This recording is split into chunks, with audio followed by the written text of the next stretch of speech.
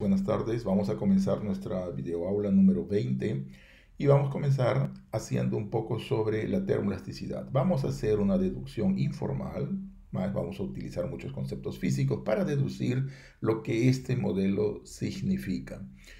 Vamos a estudiar también una variante del teorema de Healy-Yoshida, una forma mucho más simple, una forma que en los espacios de Hilbert y para operadores disipativos se reduce mucho los cálculos para demostrar que A sea generador infinitesimal de un semigrupo.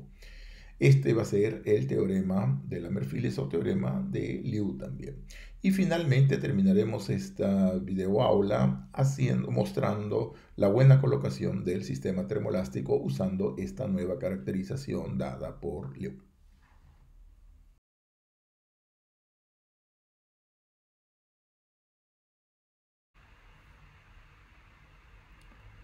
Muy bien, vamos a comenzar viendo qué es o qué son los materiales termoelásticos. Estos materiales son aquellos que son sensibles a la variación de temperatura, materiales que se deforman por el aumento o disminución de esta temperatura.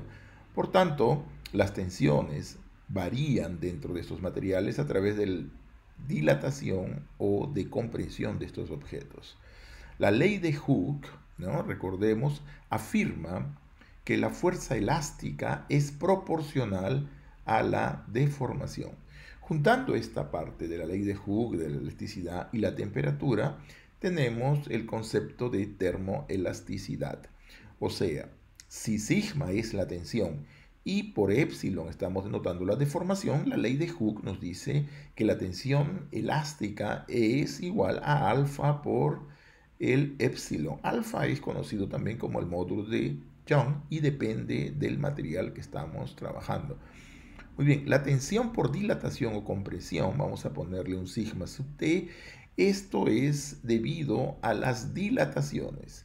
Es igual a multiplicado por la variación de temperatura, donde m es el coeficiente de dilatación lineal en este caso, y el delta de t es la variación de la temperatura.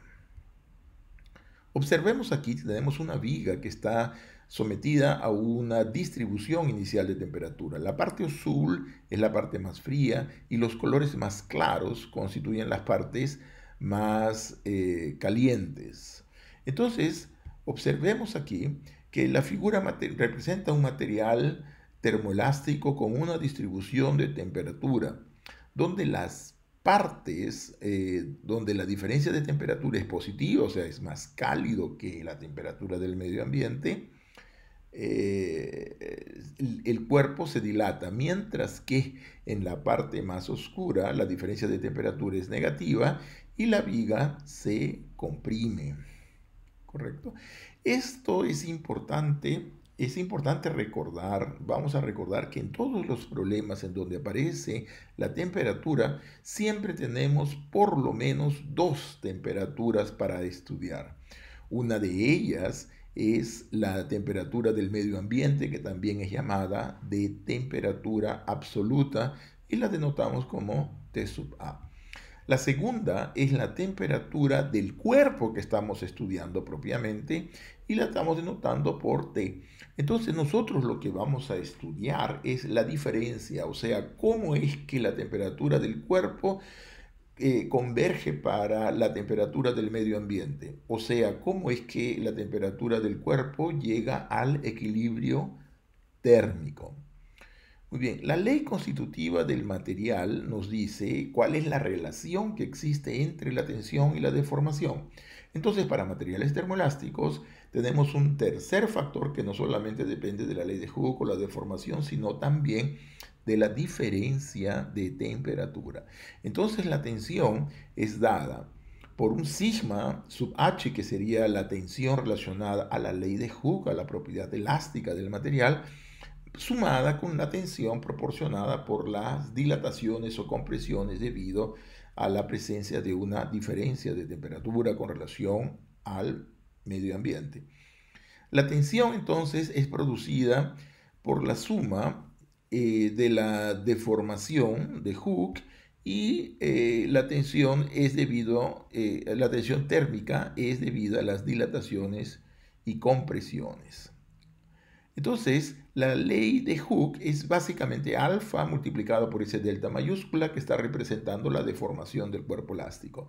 La temperatura, en cambio, es sigma sub t, que es igual al coeficiente de dilatación lineal. M es el coeficiente de dilatación lineal multiplicado por la diferencia de temperatura.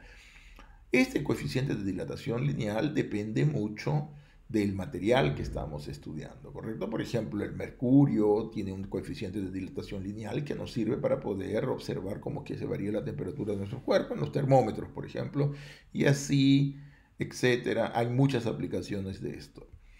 Aquí alfa está representando el módulo de Young y m pues es el coeficiente de dilatación elástica y por tanto la tensión total sometida dentro del cuerpo por la acción de estas dos tensiones, la ley de la parte elástica y la parte térmica, está dada por alfa multiplicado por delta menos el coeficiente de dilatación lineal por la diferencia de temperatura.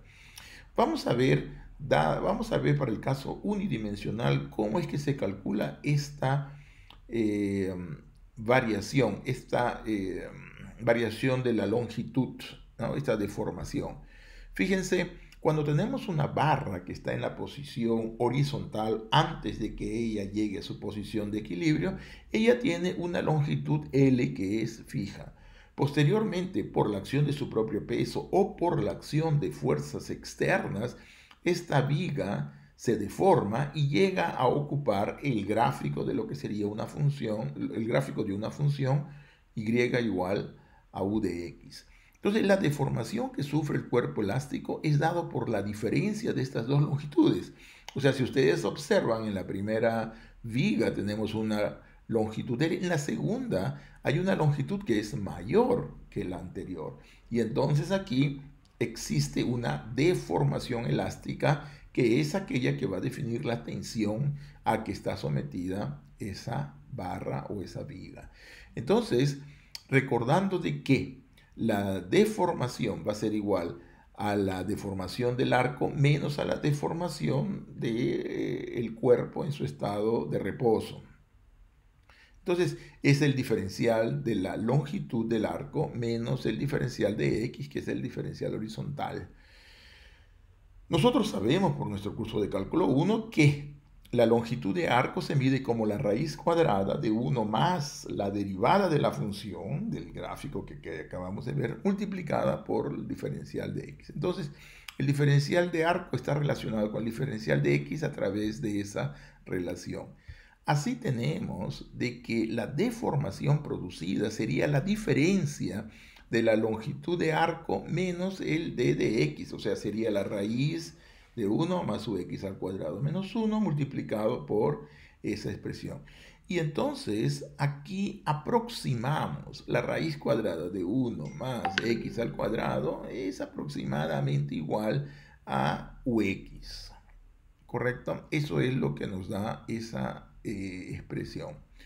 Muy bien, la ley constitutiva, por tanto, para los materiales termoelásticos está dada por la tensión, que va a ser igual a la ley de Hooke, alfa multiplicada por la deformación, menos la tensión debida a la variación de temperatura, que va a ser m por teta.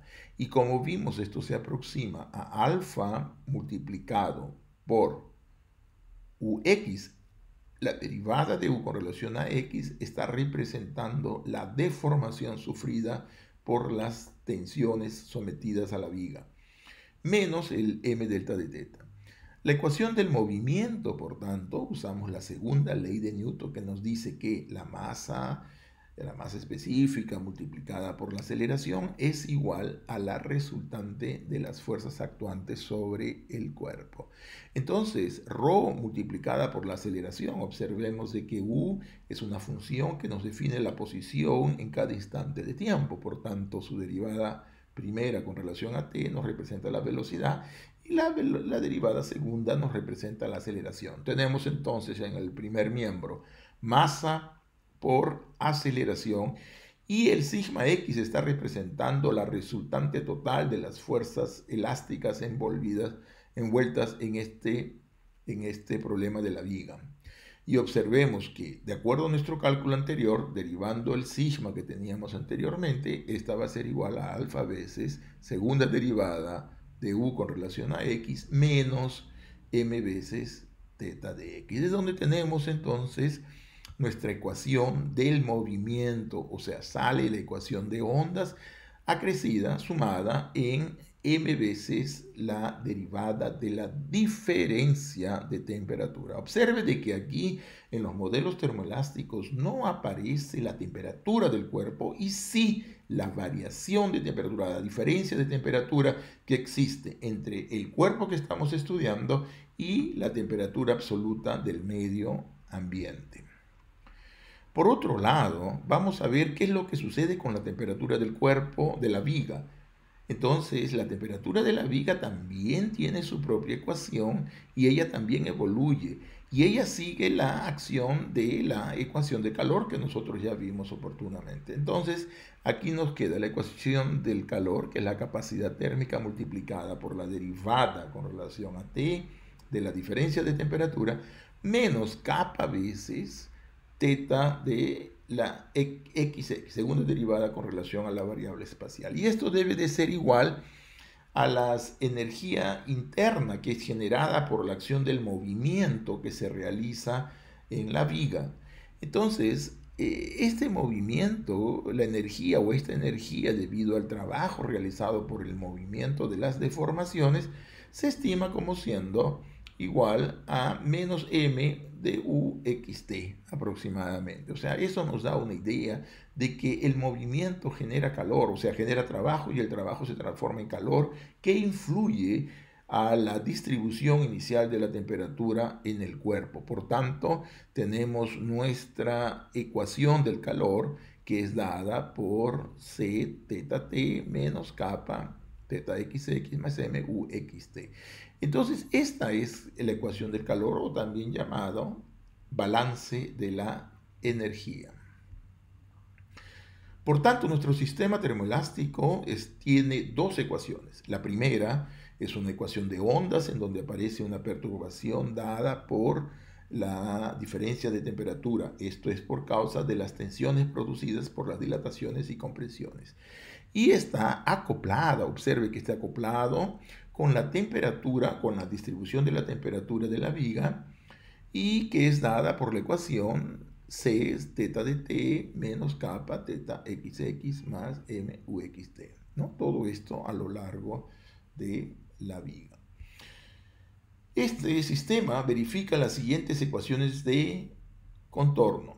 Por ejemplo, aquí tenemos que la viga U en 0 está presa en el extremo L, en el extremo 0 y en el extremo L. Y la temperatura de la viga en los extremos está aislada térmicamente, o sea que también vale 0. O sea, ¿qué cosa significa esto? Que la temperatura en los extremos es exactamente igual a la temperatura del medio ambiente. O sea, cuando la diferencia de temperatura es 0 es porque la temperatura del material y la temperatura del medio ambiente son iguales. Y las condiciones iniciales para esto está dada por uxt, que son las mismas condiciones de la ecuación de la onda, porque tenemos una ecuación de segunda orden en el tiempo, por tanto, tenemos dos condiciones iniciales para u, y como es de primer orden en teta, tenemos apenas una condición inicial en teta para la temperatura. Entonces, este modelo que está así, aquí está completamente definido, es llamado de sistema termoelástico, porque él define no solamente las oscilaciones, sino también cómo es que la temperatura varía dentro de la viga alrededor del tiempo. Muy bien, estamos entonces en condiciones de resolver este problema termoelástico.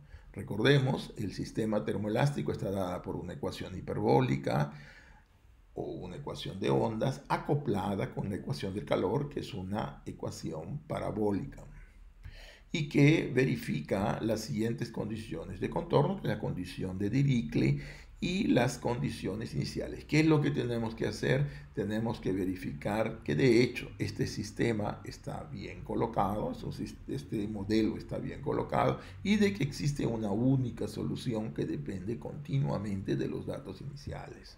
Estos dos conceptos son extremadamente importantes para poder hacer, por ejemplo, una deducción numérica. Si nosotros no tenemos unicidad o no tenemos dependencia continua, cualquier tipo de cálculo numérico sería completamente inviable.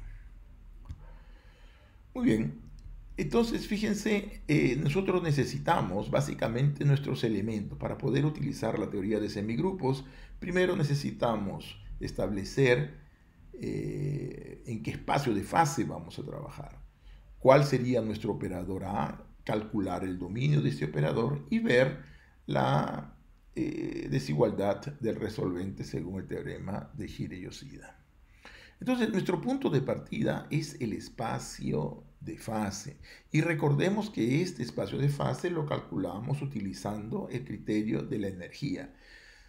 ¿Cómo se realiza este criterio de energía? Pues calculando, ¿no?, la energía asociada a cada una de las ecuaciones. Observemos que en la ecuación de la onda lo que hacemos es multiplicar por un UT y observamos de que en este caso el UT está, la primera por U, sale la derivada de UT al cuadrado menos alfa u x UT y teta x multiplicado por UT. O sea, simplemente multiplicamos la primera ecuación por UT. Multiplicamos ahora la ecuación del calor por teta. Y multiplicando la ecuación del calor por teta y formando la derivada de teta, encontramos esta segunda expresión. ¿Qué es lo que vamos a hacer? Lo que vamos a hacer a seguir es sumar estas dos expresiones y hacer integración por partes. Muy bien, sumando y así y integrando por partes, vamos a ver, observe que en la ecuación en el segundo término de la primera ecuación pasamos para el otro lado y ahí aparece la derivada de ux multiplicado por la derivada de xt, que forma la derivada de ux elevado al cuadrado con relación al tiempo. En la otra, en la variable teta, teta xx con t, hacemos una integración por partes, observando de que tenemos condiciones de Dirichlet, no hay términos puntuales en la integración por partes, y me queda exactamente la integral de teta al cuadrado. Observe que en los dos últimos términos restantes, basta hacer integración por partes a uno de los dos términos que aparece, que cambia de signo, y que cuando sumados esas dos expresiones, se anulan. Entonces la energía simplemente se reduce a los términos que estamos mirando, que hemos escrito ahí. De donde juntamos las derivadas y obtenemos que la derivada de esa cosa que está dentro de paréntesis sumada con la capa veces la integral de teta x al cuadrado, eso me da 0. Entonces la energía que yo tengo asociada está exactamente dentro de ese paréntesis. Entonces aquí la vamos a escribir de forma explícita a nuestra energía y esa sería la energía que está asociado a nuestro sistema termoelástico. Entonces, ¿cómo es que nosotros definimos el espacio de fase? Lo definimos encontrando el espacio más grande, el mayor espacio en el cual la energía está bien definida. Si nosotros denotamos por UT igual a V, por ejemplo, entonces vamos a tener una terna que sería U, V y teta. Ahí, con relación a la energía, ¿en qué espacios deberíamos de tomar U? ¿En qué espacio deberíamos de tomar V? ¿Y en qué espacio deberíamos de tomar teta? De tal manera que la energía esté bien definida. Entonces de aquí observamos que U tiene que ser una función que está en H1 y que como se anulan los extremos, ya colocamos que debe de ser una función que está en H01, anulándose en los extremos. V, que es en realidad UT, observamos en nuestra integral, debe de ser una función integrable y lo mismo con teta. Entonces así concluimos que el mayor espacio donde nuestra energía está bien definida va a ser H01 multiplicado por L2 multiplicado por L2. Este va a ser nuestro espacio de fase. Ahora, la norma que vamos a escoger para este espacio de fase es exactamente la norma que se hereda de la energía. Entonces, nuestro espacio de fase va a tener norma igual a esa integral que es aquella que nosotros calculamos de la energía asociada al sistema termoelástico. En este caso, el espacio es el producto cartesiano de tres espacios, ¿correcto? Dos por causa de la ecuación de ondas y una por causa de la ecuación del calor. Muy bien, nuestro siguiente paso es calcular el operador A, o sea, aquel que va a ser nuestro candidato a generador infinitesimal del semigrupo. ¿Y cómo hacemos esto? Calculando la derivada de UT.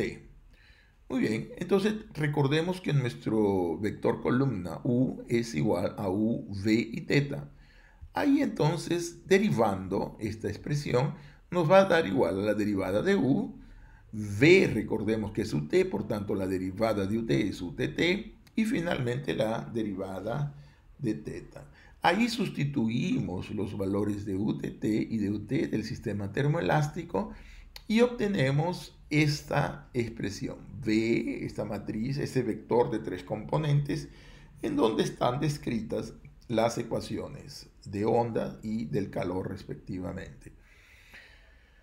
De donde obtenemos entonces una ecuación de primer orden. Recuerde que este procedimiento siempre debe de ser hecho cada vez que aparezca un sistema de ecuaciones con derivadas de segunda orden en el tiempo. ¿Correcto? Entonces aquí conseguimos esto donde A va a ser nuestra matriz que acabamos de calcular ahí, que está dada por esa expresión. O sea, es una matriz ahora 3 por 3. Nuestro problema es determinar si es que esta matriz genera un semigrupo, o sea, si es que esta matriz define correctamente un exponencial. Muy bien, para esto, de acuerdo al teorema de Gilles-Ossida, tenemos que calcular el dominio de este operador. Y recordemos que la definición del dominio de A son todos aquellos elementos del espacio de fase en que A de U también pertenece al espacio de fase. Y bueno, aprovechamos para colocar la definición de A de U, que está dada por ese vector. Ella debe de pertenecer a H. La primera cosa que observamos es el primer componente de este vector A de U es V. Debe de pertenecer al primer espacio vectorial que está en H. Por tanto, V debe de estar en H01, ¿correcto? Y recordamos que el H está dado por esta expresión. Y entonces la primera componente, como estábamos diciendo, V debe de pertenecer a H01. En la tercera componente, que es más fácil, porque observemos, V debe estar en H1, y entonces Vx en la tercera componente ya está en L2. Y la tercera componente del espacio de fase es justamente L2, lo que significa que teta debe de pertenecer a H2. Y con esta información sobre teta nos vamos a la segunda componente y de ahí concluimos que alfa u xx debe de ser un elemento en L2, que es el segundo espacio del espacio de fase, y por tanto uxx debe de ser un elemento que está en L2, o sea, u debe de ser un elemento de H2. Así entonces concluimos que el dominio de A debe estar dado por H2 intersección H01. Esta intersección con H01 es por causa de las condiciones de contorno de Dirichlet que tiene o que verifica U. V, que sería la derivada, estaría en el espacio H01, como lo habíamos visto originalmente. Y finalmente teta debe de estar en H2, también verificando las condiciones de Dirichlet, y por tanto ella debe de estar en H01. Y ahora vamos a aplicar si es que A verifica las condiciones del teorema de Gile-Yoshida. O sea, lo primero es de que A sea un operador cerrado. Pero esto es verdad, ¿por qué? Porque todo operador diferencial en el sentido distribucional es un operador cerrado. Bueno, la densidad, ¿no? Claramente vemos de que ese cero infinito, ese cero infinito, ese cero infinito está contenido en el dominio de A, ¿no? Este es un subconjunto del dominio de A. Pero tenemos que este mismo subconjunto es un dominio, es un conjunto denso en H, por la definición de H01 y porque ese cero infinito es denso en L2. Entonces, él ya es denso y el dominio de A, conteniendo un subconjunto denso en H, hace con que sea denso también en H. Entonces, la densidad se verifica. A es un operador cerrado y de dominio denso. Muy bien, en este momento es importante introducir una nueva caracterización, porque si nosotros queremos ir con los mismos argumentos del teorema de Gile-Yoshida para demostrar que este operador A es generador infinitesimal de un semigrupo de contracciones, vamos a tener que desarrollar muchos cálculos. Va a ser extremadamente agotador la verificación de que A sea generador infinitesimal. Por eso introducimos un nuevo concepto. Decimos que un operador es disipativo en un espacio de Hilbert, o sea, observe que en el espacio de Hilbert tenemos que tener un producto interno. Acá la definición ya está considerando que este producto interno verifique, por tanto, esto es solo válido, esta definición es solo válida en los espacios de Hilbert. Un operador es disipativo sobre un espacio de Hilbert si la parte real del producto interno de A de U con U es menor o igual a 0 para todo elemento del espacio de fase. Muy bien, esto es lo que se llama de un operador disipativo y ahora vamos a un corolario, una verificación de corolario del teorema de Gile-Yoshida que nos va a simplificar mucho nuestros cálculos. Este teorema nos dice lo siguiente: si A es un operador disipativo con dominio de A denso en H, que acabamos de verificar, ¿no?, en un espacio de Hilbert, que también es nuestro caso, tenemos la siguiente propiedad. Si el cero pertenece al conjunto resolvente de A, entonces A es generador infinitesimal de un semigrupo de contracciones. O sea, observe aquí qué cosa nos está exigiendo para poder llegar a la conclusión de que A sea generador infinitesimal. Nos está diciendo apenas de que el cero debe de ser un elemento del resolvente. ¿Qué significa esto? Significa de que A debe de ser un operador inversible con inversa continua. Y basta eso para demostrar de que A sea generador infinitesimal de un semigrupo. Muy bien, probaremos este resultado, este teorema, que es el teorema de una variante, el teorema de Lamer-Phillips, la variante de Liu. Lo probaremos posteriormente en otra videoaula. Y este resultado es muy importante porque él nos simplifica muchísimo los cálculos que tenemos que hacer para verificar las hipótesis del teorema de Gile-Yoshida, ¿no? Entonces, este teorema es de singular importancia por causa de esto. Entonces, aquí nosotros vamos a utilizar este resultado para demostrar la buena colocación del sistema termoelástico. Muy bien, probaremos entonces, siguiendo este teorema de Liu, teorema de Lamer-Phillips, mostraremos apenas de que el cero pertenece al resolvente. O sea, que para cualquier elemento F que pertenece al espacio de fase, existe un único elemento en el dominio de A, tal que se verifica que A de U sea igual a F. ¿Qué esto significa? Significa de que como es para cualquier F en el espacio de fase, que A es un operador sobre, y como es único, significa que A también es inyector y por tanto es inversible. Y como está definido en todo el espacio de fase, entonces la inversa va a ser continua. Muy bien, entonces, ¿qué es lo que tenemos que probar? Que existe una U que verifique esa ecuación, más en términos de los componentes tenemos esta relación, ¿correcto? Recordemos que esa es la definición de A aplicado en un elemento U, o sea, en el elemento U, V y teta, ¿cierto? Entonces tenemos aquí implícitamente tres ecuaciones, de donde tenemos en la primera ecuación automáticamente que existe una única solución. V es igual a F1 y es un elemento de H01 que es parte del dominio de A. O sea, V ya está siendo parte de este dominio. Ahí, una vez que ya tenemos V bien definido, usamos la tercera componente y ahí obtenemos la ecuación menos kappa teta xx igual a esa expresión que vemos ahí, donde hemos apenas sustituido el valor de V por la función F1. O sea, nosotros tenemos una otra ecuación con cosas ya conocidas y es una ecuación que está en L2. Entonces tenemos que verificar que exista este teta y que este teta pertenezca a H2, ¿no? Para que esté en el dominio del operador. Por tanto, utilizamos el teorema de representación de Riesz aplicado a este funcional del dual de H01, que va a ser la integral de 0 a L de MF1 menos F3 multiplicado por W, ¿no? Y consideramos el producto interno en H1 dada por este producto teta phi como siendo la integral de 0 a L de kappa teta psi x. Observe de que este es un producto interno. ¿Por qué?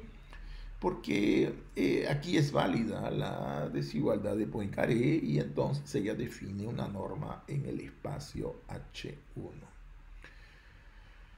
Muy bien, entonces gracias a ese teorema de la representación de Riesz va a existir un único elemento en H01 verificando que el elemento del dual va a ser igual al producto interno. Sustituyendo estas expresiones e integrando por partes, vamos a encontrar de que la integral de K menos toda esta expresión va a ser igual a la integral de m f1x f3w, ¿no? Para todo w dentro de esa expresión. Muy bien, ahí entonces tomamos como factor común el w y obtenemos esta expresión que debe de ser válida para todo w en H01, en particular para todo w en C0 infinito. Por esto usamos el lema de Du Bois-Reymond y demostramos que aquello que está dentro de los corchetes encima debe de ser idénticamente nulo. Y eso nos da entonces el resultado de nuestra ecuación, la ecuación en teta. Entonces existe una única teta y observe que ese teta xx ahora pertenece a L2, por tanto teta es una función que está en H2. Entonces, en resumen, encontramos un B que está en H1, encontramos un teta que está en H2 intersección H01 porque teta, por el teorema de representación de Riesz, ahí sabemos que está ahí. Y lo único que nos está faltando es demostrar que existe U, la primera componente, ¿correcto? Entonces, para mostrar la existencia de U, usamos de nuevo nuestro ecosistema de ecuaciones y nos vamos a la segunda componente. Observe que ahora la situación es diferente porque nosotros ya conocemos que existe un teta x que está en H2 inclusive. Entonces debemos de probar que existe una U, que verifica esta ecuación, en donde ahora teta, por el hecho de que ya descubrimos de que existe este teta, se puede considerar como un dato dentro de esta ecuación. Y de forma completamente análoga usamos el teorema de la representación de Riesz, en donde nuestro elemento del dual está dado por esa t, el producto interno está dado por esa expresión, y por tanto, haciendo un raciocinio completamente análogo al caso anterior que hicimos para teta, encontramos que existe un U que está en H02, intersección en lo 1. Entonces ya tenemos el U que está en H2, intersección H01, el V que está en H01 y el teta que está en H2, intersección H01. Por tanto, existe una única solución y eso nos dice de que nuestro problema espectral A de U igual a F existe una única solución y A es por tanto generador infinitesimal del semigrupo de contracciones. ¿Correcto? Entonces fíjense, llegamos a que A es generador de un semigrupo de contracciones. O sea, nuestro vector elemento A se puede escribir como el exponencial de A en el dato inicial, donde A es esta matriz que tenemos aquí al lado, ¿correcto? O sea, esa matriz define un exponencial y nuestra solución es dada. Por tanto, para todo elemento que tomemos en nuestro espacio de fase, la función definida por este exponencial va a ser una función continua con valores en el espacio de fase. En cambio, si tomamos el dato inicial en el dominio del operador, nuestra función va a ser una función continua con valores en el dominio de A. Y así tenemos entonces la existencia y unicidad para este problema.